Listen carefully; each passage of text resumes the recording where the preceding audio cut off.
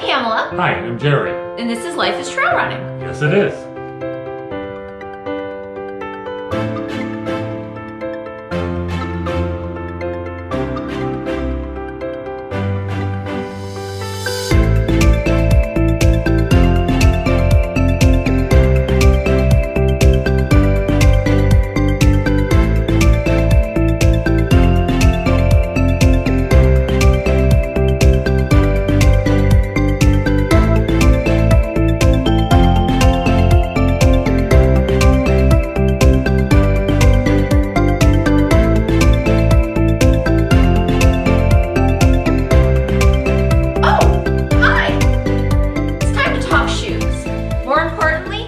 Trail running shoes. We started trail running about 8 years ago. When we started running, there wasn't a ton of variety out there for shoes. That was kind of a new thing for us on the East Coast. So we didn't really know what to buy. And we've gone through a lot of variety in shoes to pick exactly what we like. But what started us on our journey was a book that I'm sure all of you have read. Or have at least heard about. Yeah. Born to Run by Christopher McDougall. That coinciding with when we started trail running got us into minimal shoes. And zero drop. For those of you who don't know what zero drop means the difference in height between the heel and the toe. So these shoes are pretty close to zero drop, but they still aren't zero drop. They're a 4mm drop from the heel to the toe. A zero drop shoe would be these Ultra Lone Peak 4.0, and as you can see, from here to here, there is no drop. It is flat. So this side isn't raised a little bit compared to where the ball of your foot goes. So another big influence for us running shoes wise, and especially minimal wise, was Anton Kropichka. We went to the Boston Marathon Expo. Not that we were running the Boston Marathon because we're not fast enough for that. No, make sure we just note that. We weren't running it. We just like to go to the expo because... And then we got to watch the race the next day, which was great too. But we got there and there was a huge New Balance display.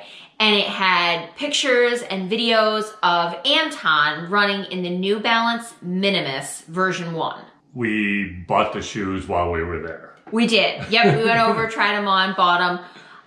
What color were your first pair? Mine were like bright orange and red. Yeah, I think they were orange. They were orange too, orange with black writing on them. And they were great. We loved them so much, we also bought version 2, which was also great. The only issue that we both had noticed is they didn't last long. I don't know if it's because it's really rocky and rooty here, so it eats the tread up, but the tread went away really, really quickly, and then the stitching all started coming out right in the front, and I think the front of yours actually bursted out completely. So. And we read about it, and we found out that the New Balance, the Minimus shoes anyway, didn't really last very long for anyone. No, but they were so comfortable. My gosh. I enjoyed running in them. They're lightweight. And they had actually stopped making them for a while, which we were really disappointed about, and we had to then go to something different. So that evolved into a different kind of shoe, which was the Vibram 5-finger. They were wonderful. They were super comfy. Also mentioned in this book. They were really comfortable. We loved them. We had a large variety of them. You didn't run in them as much as I did. Not in the trail. We ran a couple of road half marathons and stuff in them. Not on the trails. For me, I did on the trails. He didn't because sticks would get stuck in between his toes and he couldn't get the sticks out. I spent my whole time reaching down trying to get stuff out. I don't know why. I can't spread my toes. I had the Vibram 5-finger Spyridon, the Spyridon MR Elite, and then I also had the V-Trail. And look, I love the Vibram 5-finger, but they started making the shoe more narrow. You know, anytime I bought a new pair, each pair was now tighter. And I ended up getting a bone spur because they were just making them way too snug. Yeah. While she was doing that, I was trying a different line. So I thought, hey, I'll try some waterproof shoes. So the shoes that I tried were these Merrell, I think they're called Bare Access Trail shoes. Not sure. They've got Gore-Tex. And the Brooks GTX, they're also Gore-Tex. I tried running in these for a while. What I found was that the shoes were heavy, and when water did get in, it stayed in. There was no way for it to get out because they were waterproof. And the Brooks weren't zero drop, and I really got used to running with the zero drop shoes from the Minimus and a little bit of Vibram 5-finger that we'd been using. I was still on Vibram 5-fingers. The next shoe he tried was the Saucony Razor. I don't know if you can see that. It's got aggressive teeth. It actually says Razor right there. These are also kind of heavy, but it's like the gator is built into the shoe. They're not easy to put on, and again, any water that does get in stays in. Your feet sweat in this a little bit. He loves using those to clean the driveway. We go out, his feet stay nice and dry and warm. They're really good for that. We'll insert a little bit of a clip in here somewhere of what it looks like outside. Because right now we've got a blizzard going on. Yes, which you will need those shoes. Yeah. A little later tonight we're going to be cleaning off the driveway. So. Well, while he was doing that and the Sauconys didn't work out and the Vibram 5-fingers weren't working out for me anymore, they were getting too tight and a little uncomfortable. So it was time for a change. From there, we jumped into something a little bit different, which was the Ultra brand. And they are zero drop.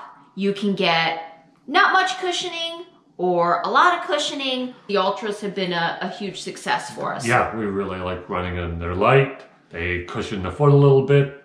We started with the Ultra Superior 3.0. They were the first one, and they're the ones with the least amount of cushion. And we were so used to running in minimal shoes that to us, any cushion was like running on a cloud. I've never run on a cloud, so I don't really know what that's like. Oh, squishy. Oh, squishy. Yep. Clouds are squishy? Yeah, I guess. And then we bought the 3.5 Superior. We've gone through several pair of those. And then my newest one is the Lone Peak 4.0, which I love. But I love it just as much as the Superior. So it's kind of a toss-up. You haven't tried the Lone Peak yet. Yep, he's running in the Superiors. I will say this. She's going to say something. I'm going to say this. The tread on the Superiors doesn't hold up super well. It just doesn't seem to last super long.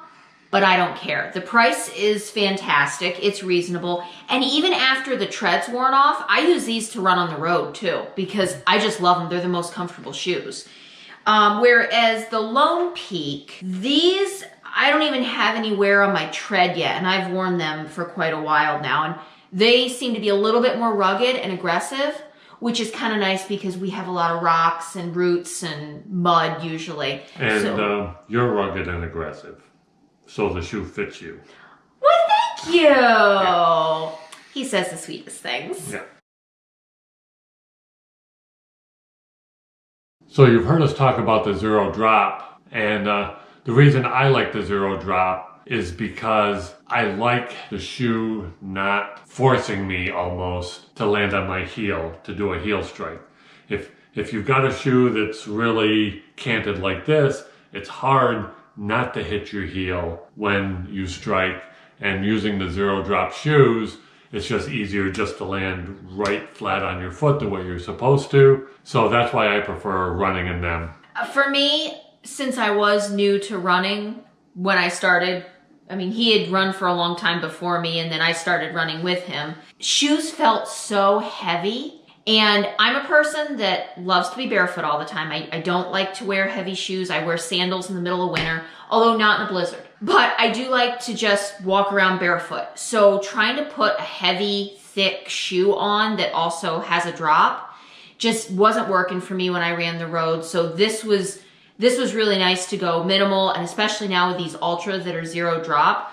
I feel like I have control when I run. I feel like I know where I'm stepping and I can control the step. It's just so pleasant. Mm-hmm. Another good thing about the Ultras, Ultra is big on making their shoes look like feet as opposed to making other companies that seem to want to just jam your foot into whatever their shoe is. They have a wide toe box so that it's really comfortable to put your feet in. The other thing too is these don't have the drain holes in. These are Superior 3.5, but my Lone Peaks do. But even so, without the drain holes, you get these wet, they dry so quickly and you're not sloshing around in water forever. They're really, really great for that. And we're not sponsored by Ultra. Not sponsored, although if you want to sponsor us, I will take a sponsorship because I'll take free shoes. Will you? Yeah. Nope. I'm much more principled than that. I'm not taking any free stuff from anybody. I'm going to give you an honest review. You'd rather be unaffiliated then? Nah, that's all right. You can give me free shoes. Free shoes are great. We're not sponsored by Ultra. We absolutely love them. They're really, really comfortable. I think next year we might sign up to be ambassadors and maybe we'll get free stuff then. That's my excited face. Ultra, please. We're gonna go through a lot of shoes this year. Wow. Our question is, what kind of shoes do you like to run in? You know, we like the Ultra. Do you like Hoka? Or do you like to wear Brooks? Maybe some New Balance? Maybe Nike? Tell us what you like. Yeah, let us know. Comment below. No, not there, in the video. There's a little comment section down below. Okay. So comment down there and let us know. And thank you guys for watching. Yeah. You can also hit the subscribe button and hit the little bell icon to get notified every time we upload. And also hit that like button. You can also message us on Instagram, Twitter, and Facebook at Life is Trail Running, or you can email us at lifeistrailrunning@gmail.com. Let us know your questions. Let us know what else you'd like to see or what else you'd like us to review or talk about and the equipment that we use. And most importantly, tell us about you. Take care, guys. Bye. Run the dirt. Run that dirt.